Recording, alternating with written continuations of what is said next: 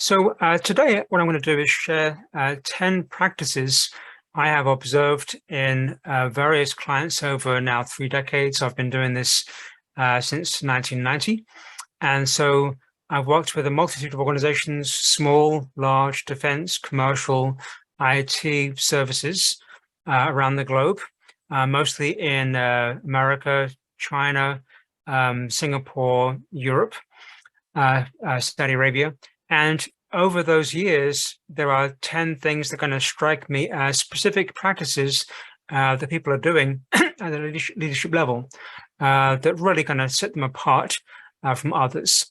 And so I want to go through each of the 10, but they're in the categories of deadlines, communication skills, risk, lessons learned, and leading by example. So the first one I think is striking. Not because they're difficult, but they do them very well. And that is to only set achievable deadlines.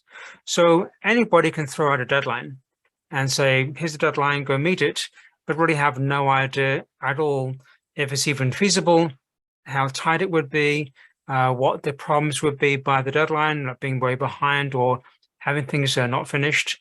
And so a good leader never does that. They're not really interested in just putting out a deadline there for their kind of ego and then figuring out how people kind of should figure, to work to it. They want to be led to success and have achievable deadlines. And the way they do that is by having deadlines based on data, and they check the data. They request the data, they tell people how to come up with data, and they check the data. So the first part of that is to have a clear goal established. Now, on the diagram on the right, we have 4 examples, target A through D. I would say A for Apple, the first one is not common. I put there as kind of a, what it could be, but typically people do not have crystal clear targets or a set of features to go work on where there's kind of no ambiguity. And target D, the last one, is also unacceptable, I would say, that if target D is so vague, no good leader would sign up and commit to a completely and utterly vague target. And if you look at the screen closely, there is actually a target in there, but it's a lot of interpretation about exactly what features people want, kind of when do they want them, etc. So that would be a very high risk way to do it. If you have deep pockets and lots of money, of course you can do a speculative projects. You're going to see what happens. And so most companies I work with end up in target B or target C. Target B is where the scope of what you need to build is fairly clear, but the details are not so clear. So we know we need an IT system. It should do reporting. It should kind of read these databases and control this hardware. But the details of that need to kind of be worked out. And so target B is kind of fuzzy on purpose because we commit to it with maybe a range of deadlines or budgets, but we know we have to go work out the details, and that's part of our activity. And target C is where a part of the system is very clear, maybe so replacing a legacy one, or the features that are been declared are very clear, but the rest has to be kind of worked on. And so they commit to, again, part of the project with estimation and planning and getting better requirements for the other part. And then when the goal has been established, which could be partly scope, partly kind of deadline, partly budget, and then the team is kind of set to go collect data. So we don't commit to anything at this point.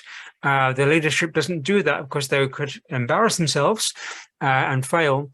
They have the teams go collect data and figure out what the data says. So, and a simple example of data would be a breakdown of the work to be done. Again, this could be done incrementally. For whatever is kind of known as a goal or a requirement. We look at the effort, the size is the complexity, look at the effort. And if the effort is difficult to predict, then we put an effort range.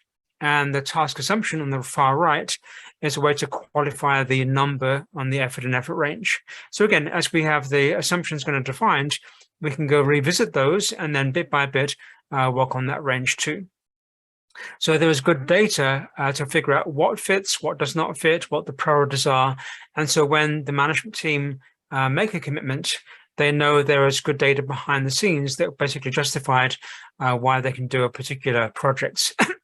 And then if there are dependencies across teams, like there's the GUI people, the interface, and there's the database, and there's the hardware and the vendor and whatever, then they have a project manager and the team go figure out where those dependencies are, and they are factored into a schedule. Now, schedules, just because they exist, are not sacrosanct. They can change, but they provide a roadmap and a way to critique where the actual issues and risks actually could be. So every good program I've ever worked for or kind of observed with a good leader in charge of the program or the division, I've always had a good master schedule that kind of shows where all things kind of fit together, so they can then kind of look at that, critique it, and then kind of track that to closure. Or if there's a change, manage the change. So just throwing a deadline is not kind of leadership. That's kind of just a poor leadership, I think. Having good data and having people know how to collect data and actually use it is the essence of good leadership. Next one is ensure routine communication. So a lot of these practices are not the leader doing it, but the leader ensuring it gets done and setting up people to kind of do it on a routine basis. So a low process maturity organization where this is kind of not done is where a team of people are put together and they are labeled a team because why not? The team, that doesn't actually make them a team. They may have a label as a team, but they actually may not work as a team particularly well. There's no common goal. Communication is sporadic at best, and they may assign a project manager or scrum master, pick a title, but actually they assign that to the senior engineer who has really no interest in doing that whatsoever. And when push comes to shove and they have a choice of work to do I go code or do I go do PM? They're going to choose coding because they like to do that. That's kind of what their skill is. And they believe that maybe the project management stuff will work itself out by automatic. And therefore they can kind of focus on coding. So even when they are assigned to be a PM, there's little or no PMing being done because the person really never wanted to do that. They were given the title as a kind of a job progress kind of a issue, not because they have a particular desire or skill to do it. So this is kind of not a good example of good leadership. It's a good example of not good leadership. Medium process maturity would mean the management team form teams. The common goal is established. Communication is going to be established to be periodic, so it could be every 2 weeks, kind of daily, monthly, but there is a cycle in there to figure out kind of what people are doing and at least understand if they're getting ahead or behind. And there is a PM, project manager, and or scrum master, again, it's just a label that is assigned to kind of coordinate the activities. And that person assigned actually wants to be a PM, may have some PM skills or scrum master skills, and then they kind of do a good job. And that I would say kind of intermediate kind of leadership where they've established teams with some common way to interact. And then really great process maturity. The management team recognizes that there are many teams. Hi there, hope you enjoyed that last clip. My name is Michael Maludis, and if you'd like to watch the full 60 minutes of that last webcast, while also gaining complete unlimited access to our entire library of IT learning, simply visit our subscribe page at greatpro.org/subscribe. Unlimited annual access is $199 per year, but if you use the coupon code LEARN to earn, you can drop that membership fee to just $149.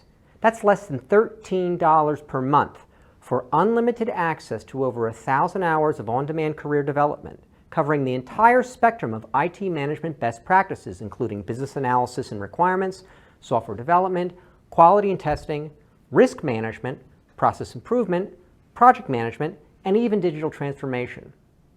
But your membership doesn't just give you unlimited access to our vast learning library. You also get free access to our mobile app, as well as direct access to our network of over 300 of the world's leading IT consultants, all of whom are dedicated to putting practical knowledge at your fingertips so that you can learn more and earn more. I hope you will join me in becoming a member of the Great IT Professional and advancing your career with us. And if you're on YouTube, don't forget to hit that subscribe button above so that you get notified whenever we publish new free webcasts each week of the year. Thank you for your time and best wishes for your continued success.